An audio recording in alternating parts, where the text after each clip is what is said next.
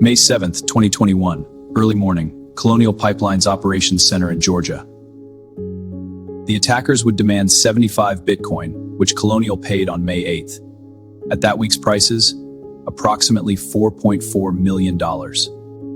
Within hours, Colonial Pipeline makes a decision that will affect fuel supplies across much of the U.S. East Coast. They turn off the pipeline. Not because the attackers forced them to, because they are afraid the ransomware will spread to their operational systems, the ones that physically control the fuel flow.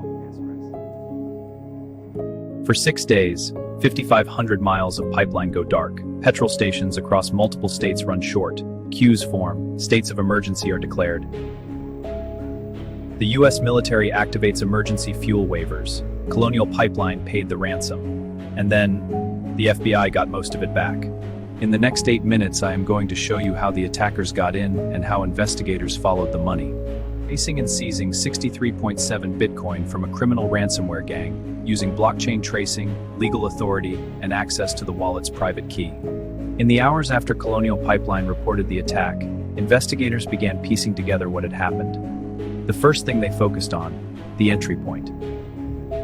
A compromised legacy VPN account appears to have been the attacker's entry point. Colonial Pipeline's CEO later told the Senate, "One password, no second factor." Reporting at the time suggested the password may have appeared in previously leaked credentials circulating online. The second thing investigators established was the attacker. The ransomware, the infrastructure, and the note all pointed to a group called DarkSide. DarkSide was not a traditional criminal gang. They operated as a ransomware as a service platform. They built the ransomware. They maintained the infrastructure.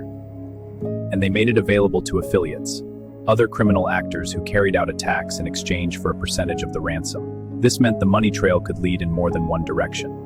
Reporting based on blockchain analysis identified DarkSide as having extracted approximately $90 million in ransoms from multiple victims before the Colonial attack. Colonial Pipeline was not a random target. Critical infrastructure was specifically attractive, higher pressure to pay, faster ransom decisions, and less tolerance for extended downtime. Let's talk about how DarkSide operated. Their approach had 3 components. The first was access. In the Colonial Pipeline case, access came through that single legacy VPN account, one that was no longer in active use but had not been disabled or protected with a second authentication factor. Once inside the network, the ransomware payload was deployed across Colonial Pipeline's IT systems. Files were encrypted. DarkSide also extracted data before encrypting, a tactic documented as double extortion. The third component was the payment infrastructure. DarkSide operated Bitcoin wallets to collect ransoms, a network of wallets, some receiving payments directly, others used to split and move funds. Here is what the attackers did not fully account for. Every Bitcoin transaction is recorded on a public ledger, the blockchain. Every wallet address, every transfer amount, every timestamp. The ledger is permanent. It is public. DarkSide thought Bitcoin made them untraceable. The blockchain gave investigators a permanent transaction record they could analyze. Colonial Pipeline carries fuel from refineries along the Gulf Coast to terminals along the U.S. East Coast, supplying nearly half the fuel consumed in that region. When Colonial shut down operations on May 7th, the cascade was almost immediate. Within 24 hours, fuel supply disruptions across multiple states. Within 48 hours, petrol stations running short across the southeast. Within 72 hours, states of emergency declared. People began stockpiling fuel in containers. The U.S. Consumer Product Safety Commission issued guidance on safe fuel storage. Aviation fuel supplies were disrupted at airports. The U.S. military activated emergency fuel waivers. Colonial Pipeline paid 75 Bitcoin on May 8th, approximately $4.4 million, transferred to a DarkSide-controlled wallet. The pipeline restarted operations on May 12th, 6 days after the shutdown. Shortly after, DarkSide claimed it had lost access to parts of its infrastructure and funds. DarkSide said it was shutting down. The FBI had already begun moving.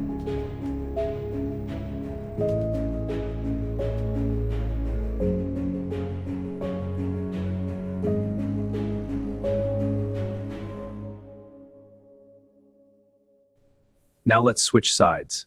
Colonial Pipeline has paid. The pipeline is back online, but 75 Bitcoin is sitting in a DarkSide-controlled wallet. The FBI's cyber division and the Ransomware and Digital Extortion Task Force begin the forensic work. Here is how they traced it. Step 1. Blockchain tracing. The 75 Bitcoin payment was made to a specific wallet address, recorded permanently on the Bitcoin blockchain. Blockchain forensic analysts began mapping every transaction connected to that address, where the funds moved after, every hop, every split, every consolidation. This is not guesswork. This is following a public ledger using specialized analysis software. Step 2. Wallet identification. 63.7 Bitcoin traced to a specific wallet address. Step 3. Legal process and seizure. Investigators obtained a warrant from a federal judge in the Northern District of California. The DOJ affidavit confirmed agents had access to the private key for that wallet address, the cryptographic credential required to move the funds. The exact means by which the private key was obtained has not been fully disclosed. The DOJ announced on June 7, 2021 that it had seized 63.7 Bitcoin, approximately $2.3 million. Step 4. DarkSide's collapse. DarkSide claimed in mid-May that it had lost access to servers and funds and was shutting down. Weeks later, on June 7, 2021, the DOJ publicly announced the seizure of 63.7 Bitcoin tied to the Colonial ransom. So what actually changed after Colonial Pipeline? The initial TSA emergency directive required pipeline operators to report cyber incidents within 12 hours, designate a cybersecurity coordinator, and assess their cyber practices against known threats. Later directives added more prescriptive requirements, including measures widely reported to involve. The DOJ's Ransomware and Digital Extortion Task Force, launched in April 2021, was one of the mechanisms used in the government's response to major ransomware cases, including Colonial Pipeline. The Bitcoin seizure established a precedent. Ransomware payments are not the end of the story.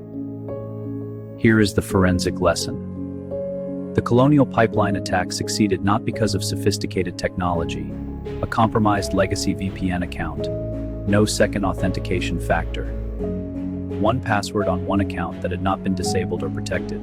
But here's what the attackers did not plan for. Every Bitcoin transaction they made was permanently recorded on a public ledger. They thought cryptocurrency gave them invisibility. It gave investigators a permanent public ledger they could analyze to follow the money.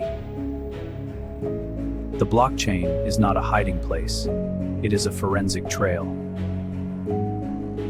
Next time, Stuxnet, the cyber weapon that physically destroyed nuclear centrifuges in Iran without a single soldier crossing a border. I'm Marius, and this is MD Cyber Forensics.